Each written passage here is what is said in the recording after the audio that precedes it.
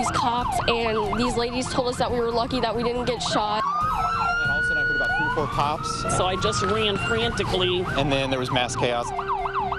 Gunfire erupts inside Independence Center Mall, injuring 2 people and sending others running for their lives. Good evening, everyone. I'm Cynthia Newsome. And I'm Amy Holly. We are here in Independence, right outside of Independence Mall, where just a few hours ago, somebody opened fire inside the mall. Happened about 4:30 this afternoon. Now take a look at the pictures Independence Police just released a few minutes ago, and they say this is a person of interest that they are looking for. They did not give us a description, but they did release the picture of what looks like it was taken from a cell phone camera. And as you can imagine, we talked to several witnesses today, and they said it was mass chaos inside when this happened. 2 17-year-olds were shot, expected to recover. We're going to have much more on that in a moment, but Cynthia, I know you have a description of exactly where in the mall this shooting occurred today. Yeah, Amy, I do, and it really helps give us some perspective on this. As you take a look, this is the floor plan of the Independence Center Mall. It's at 39th Street and 291 Highway. Now, the shooting happened here at the Sears location. Earlier today now, there was a lot of talk about Macy's because several witnesses told us they heard the gunshots all the way across the mall inside the Macy's store, from the Sears to the Macy's store. So the gunfire was loud enough for them to be able to hear that. Now, one man inside the mall actually chased the gunman. Amy Holly picks up our coverage from there. Amy?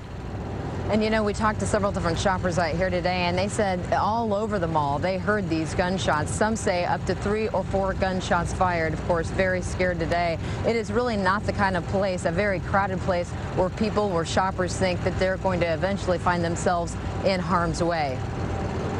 It was just another day for Dustin Ham. One minute he waited for his wife to get her hair done inside of the mall, and the next minute his adrenaline started to race. He knew what he had heard. The former officer is familiar with the sound of gunfire.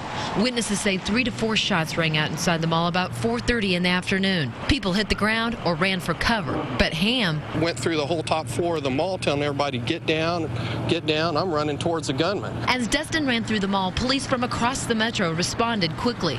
Police say bullets injured 2 people, a man and a woman. Still, Dustin ran ahead. I found a young security officer, mall security, and I grabbed him. I said, you're coming with me.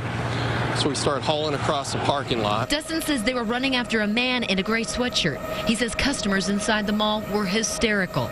Dustin lost the man in the parking lot, but minutes later, police handcuffed 3 people. Police say the shooting occurred inside the mall after 2 people got into a fight. It escalated and ended with a gun and bullets fired by someone with no regard to the crowd of innocent bystanders. It was an instinct for me. My wife was freaked out because as soon as the shots went, I'm out the door and I'm going after him. Bravery in the midst of a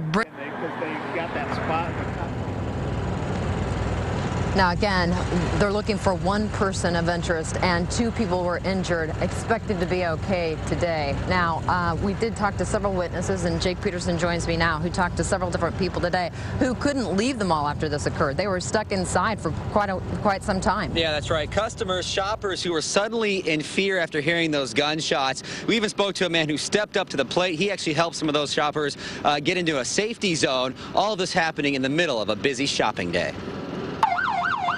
It seemed no matter where you were. I was actually inside the Macy's shopping. We were just in the food court. You could feel the fear. And there was mass chaos, a lot of screaming, a lot of running. I just went as fast as I could to Macy's.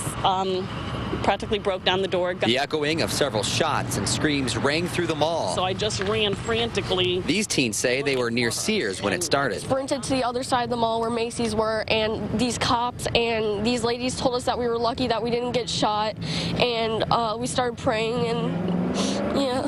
And I didn't know at this point what was going on. I mean, Daryl DeColumber was down the hall praying and hiding. He says he was in Forever 21 when the chaos started. I was like, everybody get in the back room. They just like funneled in there, and as soon as I did, I told everybody to get down, and I took the metal ladder, I propped it up against the door. But DeColumber reluctantly opened it once he heard the victims on the other side. The girl had her shoe off, and she had probably a 3-inch laceration on the bottom of her foot, and the guy had been shot in the right pelvis. So he actually told me that after they had shot him in the leg, they said the next one's in the head. He believes the victims were in their teens or early 20s. He calmed them down until police arrived, and then DeColumber left.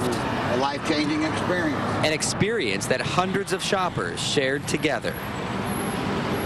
And this whole entire shopping center was essentially closed down for about an hour and a half today from 4:30 to 6 while investigators looked into what had happened. They interviewed some potential witnesses and actually potential suspects as well. And so part of the mall was shut down, you say, for 45 minutes.